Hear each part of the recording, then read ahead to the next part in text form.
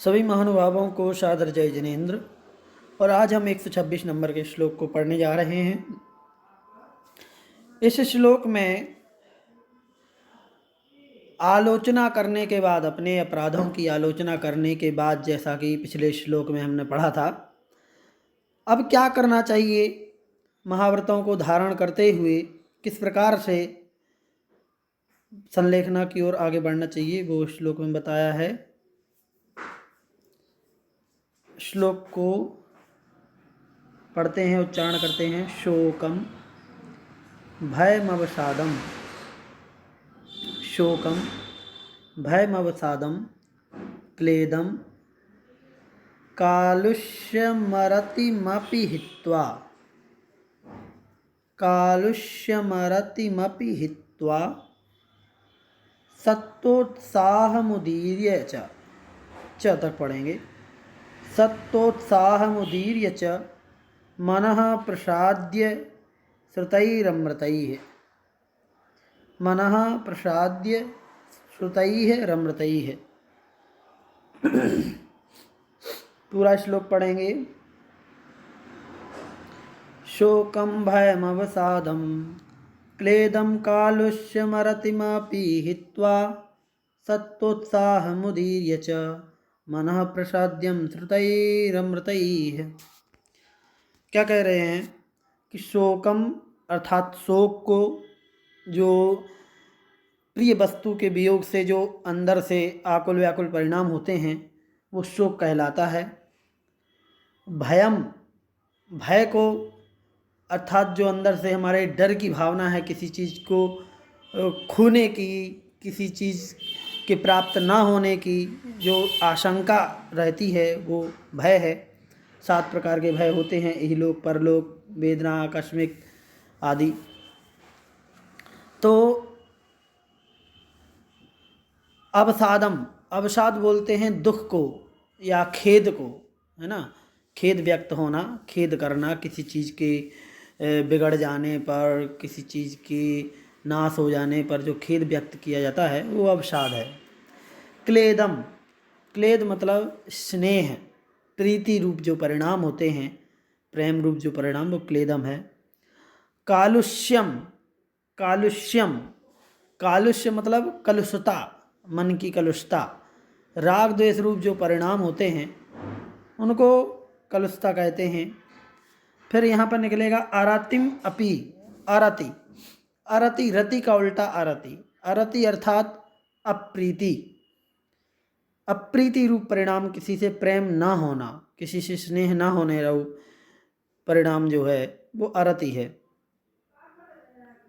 और हित्वा मतलब छोड़कर, इन चीज़ों को छोड़ करके, किसको, शोक, भय, अवसाद, स्नेह, कालुष्य, अरति, इनको छोड़कर, और सत्तोत्साह मुदीर्य च, सत्तोत्साह, सत्व और उत्साह, सत्व बोलते हैं बल को, उत्साह मतलब जो उत्साह होता है। तो बल और उत्साह को उदीर्य अर्थात प्रकट करके,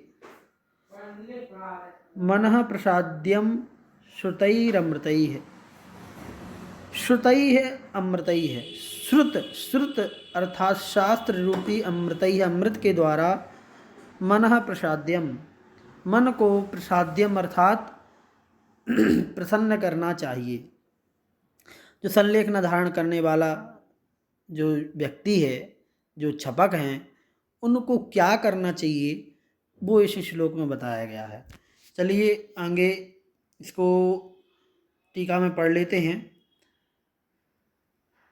इष्ट का वियोग होने पर उसके गुणों का बार बार चिंतन करना शोक कहलाता है। क्षुधा, तृषा आदि की पीड़ा के निमित्त से जो डर होता है, उसे भय कहते हैं। अथवा इहलोक भय, परलोक भय आदि के भेद से जो 7 प्रकार का भय होता है, वह भय कहलाता है। विषाद अथवा खेद को अवसाद कहते हैं, ये भी बता दिया। स्नेह क्लेद कहलाता है। किसी विषय में राग द्वेष की जो परिणति होती है, उसे कालुष्य कहते हैं। अप्रसन्नता को अरति कहते हैं, अप्रसन्नता, है ना, खुश नहीं होना किसी चीज़ से, कि यार मज़ा नहीं आया, अभी, है ना, थोड़ा और अच्छा होना चाहिए था। तो इस प्रकार की जो भावना है वो आती है।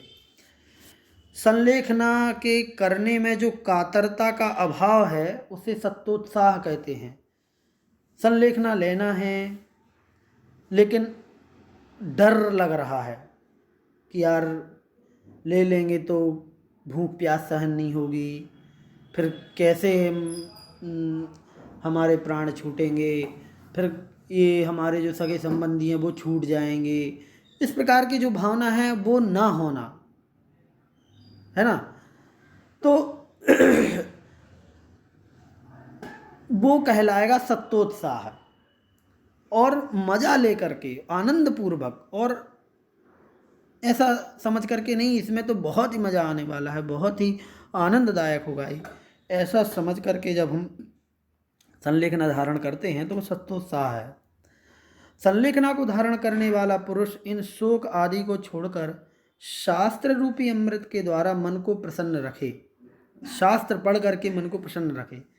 यहाँ संसार संबंधी दुखों से उत्पन्न होने वाले संताप को दूर करने के कारण शास्त्र को अमृत कहा गया है। क्या कहा गया है? जो संसार के जो दुख हैं उनसे जो संताप उत्पन्न होता है, उस संताप को दूर करने के लिए हमारे जो शास्त्र हैं वो अमृत के समान हैं, इसलिए उनको अमृत कहा गया है। श्रुतई है, अमृतई है, जो शास्त्र रूपी अमृत है। तात्पर्य यह है कि संलेखना धारण करने वाला विषय मनुष्य विकथाओं में समय ना लगा करके, अर्थात इधर उधर की बातें, कहीं चोरी चकारी की, कहीं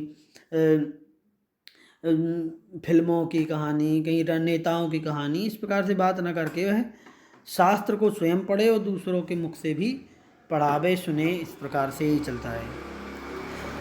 विशेषार्थ में कहते हैं कि संलेखन धारण करते समय इस प्रकार का शोक नहीं होना चाहिए कि मेरे माता पिता, स्त्री पुत्र अधिक हमेशा के लिए छूट रहे हैं।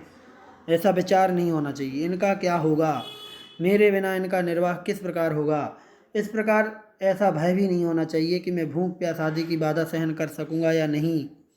किसी से राग द्वेष नहीं करना चाहिए तथा प्रसन्न चित्त होकर आत्म तेज को प्रकट करते हुए संलेखना धारण करना चाहिए। संलेखना का काल शास्त्र श्रवण में ही व्यतीत करना चाहिए।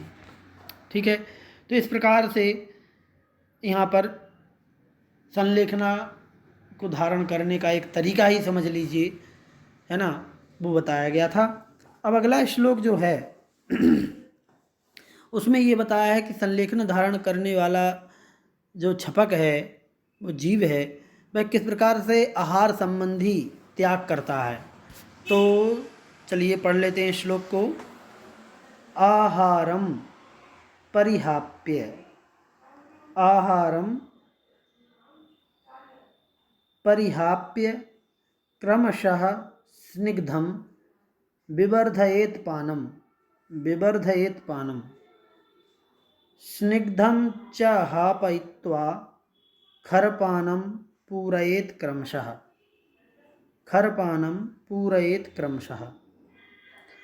आहारं परिहाप्य क्रमशः स्निग्धं विवर्धयेत पानम, स्निग्धं च हापयित्वा खरपानम पूरयेत क्रमशः।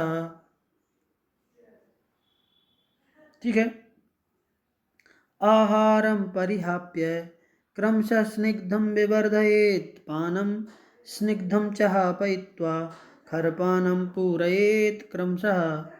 देखिए ये श्लोक बहुत ही महत्वपूर्ण है संलेखना धारण करने वालों के लिए, संलेखना को समझने के लिए। कई लोग अक्सर ये कहने लगते हैं कि अरे उसमें तो सब कुछ छुड़ा दिया जाता है, फिर आकुल व्याकुल होने लगते हैं, लोग भूखे रहते हैं, उनको खाने नहीं दिया जाता है। जिनको संलेखना के बारे में नहीं पता वो लोग इस प्रकार की बातें करते हैं। लेकिन जो संलेखना की विधि को सही तरीके से समझ लेते हैं, पढ़ लेते हैं, तो वो उनको समझ में आ जाता है कि वास्तविकता में वो बहुत ही वैज्ञानिक तरीके से और बिना किसी दुख तकलीफ के वह संलेखन धारण की जाती है। तो आहार की व्यवस्था क्या होती है, कैसे आहार छुड़ाया जाता है, वो बताया है। तो चारों प्रकार के आहार को यदि हम त्याग देंगे एक ही बार में तो आकुल व्याकुल परिणाम बनेंगे ही। इसलिए उसका अपना एक तरीका है। सबसे पहले कहते हैं आहारम परिहाप्य। आहार को छोड़ते हैं। आहार का मतलब यहाँ पर अन्नाहार से है, अन्न की वस्तु, दाल चावल भात रोटी सब्जी, इस प्रकार के जो कार्बोहाइड्रेट वाले, जो अनाज वाले जो भोजन हैं, उनको सबसे पहले त्याग कर दिया जाता है। और क्रमशः स्निग्धम विवर्धयेत पानम, स्निग्ध पानम विवर्धयेत, जो चिकनाई वाली चीज़ें हैं, वसा युक्त चीज़ें जिसमें घी की मात्रा ज़्यादा रहती है, उसको ग्रहण करने के लिए बोला जाता है। तो अनाज अन्न का त्याग करके फिर जैसे दूध हुआ, रबड़ी हुई, लस्सी हुई, इस प्रकार के जिसमें गरिष्ठ पदार्थ ज़्यादा हो, वो खिलाया जाता है, उसका सेवन कराया जाता है, जिससे कि अन्न को छोड़ने की आदत बन जाए। फिर धीरे धीरे उसको भी कम करा जाता है ना। स्निग्धम मतलब गरिष्ठ वस्तु को सेवन करने का तरीका अपनाया जाता है। फिर बाद में स्निग्धम चाहापयित्वा, और भर बाद में स्निग्ध को भी छोड़ करके खरपानम पूरयेत क्रमशः खरपानम पूरयेत। खरपान का मतलब यहाँ पर है सूखा पेय पदार्थ जिसमें चिकनाई ना हो, गरिष्ठता ना हो, जैसे पानी, जूस, छाछ, है ना। दूध नहीं पी सकते उसमें, क्योंकि दूध का त्याग हम कर चुके हैं। पहले अन्न को त्याग करके हम दूध का सेवन करते हैं, रबड़ी का सेवन करते हैं, इस प्रकार की चीज़ों का। लेकिन फिर बाद में दूध और रबड़ी इत्यादि का भी त्याग करके केवल जिसमें गरिष्ठता ना हो ऐसे पदार्थों का सेवन कराया जाता है, जिसे हम खरपान कह सकते हैं। तो फिर धीरे धीरे बाद में इसको भी छुड़ा करके और निर्जल, बिल्कुल निराहार कर दिया जाता है। ये तरीका होता है।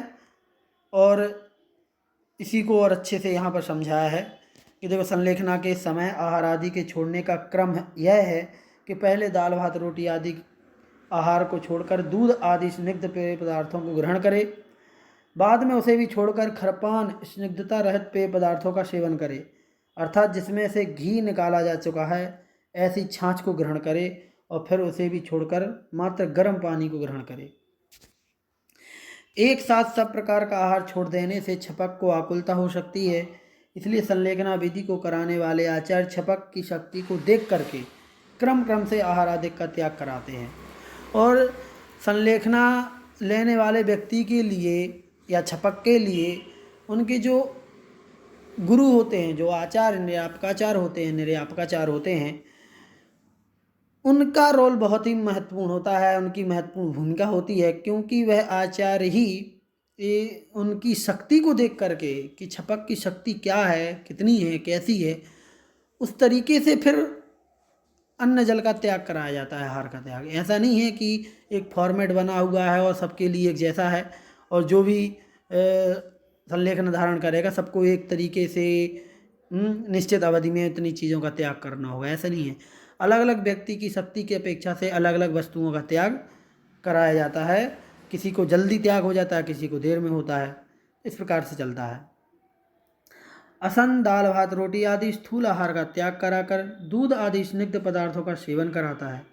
संस्कृत टीका के प्रागसनादिक्रमेण के स्थान पर घ प्रति में प्रकाशनादिक्रमेण पाठ दिया है। उससे यह संकेत मालूम होता है कि निर्यापकाचार्य छपक के सामने विभिन्न प्रकार के आहार को दिखाता है। यदि किसी आहार में उसकी लोलुपता मालूम होती है तो निर्यापकाचार्य उसे समझाते हैं कि हे भाई, तूने इस प्रकार के आहार को अनादिकाल से बहुत परिमाण में ग्रहण किया है, पर उससे तुझे तृप्ति नहीं हुई है, अतः इसके राग को छोड़ना ही श्रेयस्कर है।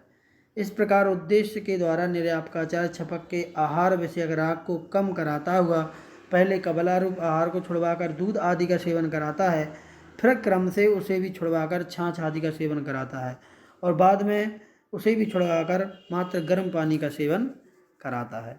तो इस प्रकार से क्रमशः आहार जल का त्याग करके संलेखना की विधि को आगे बढ़ाया जाता है और संलेखना को धारण किया जाता है। तो आइए चलते हैं, आज का श्लोक यहाँ पर समाप्त हो चुका है। जय जिनेन्द्र।